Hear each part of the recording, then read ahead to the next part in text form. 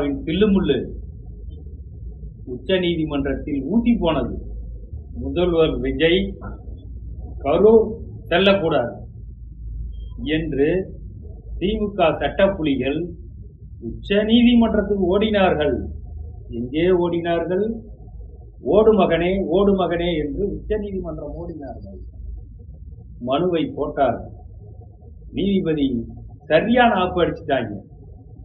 நீதிபதி கே விஸ்வநாத் மற்றும் அதேரா ஆகிய டிவிஷன் பெஞ்சு இந்த மனுவை எடுத்து விசாரிக்கும் போது கரூர் சம்பவத்தில் முதல்வர் விஜய் பெயர் வழக்கு பட்டியலில் இல்லை.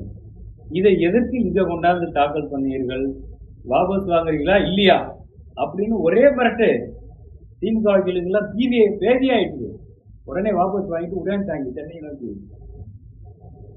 அதாவது ஒரு முதல்வருக்கு எல்லா உரிமையும் இருக்கு. தமிழ்நாட்டில் என் மூளை முடுக்கு எங்க வேணாலும் போகலாம். அதுக்கு அவருக்கு உரிமை இருக்கு.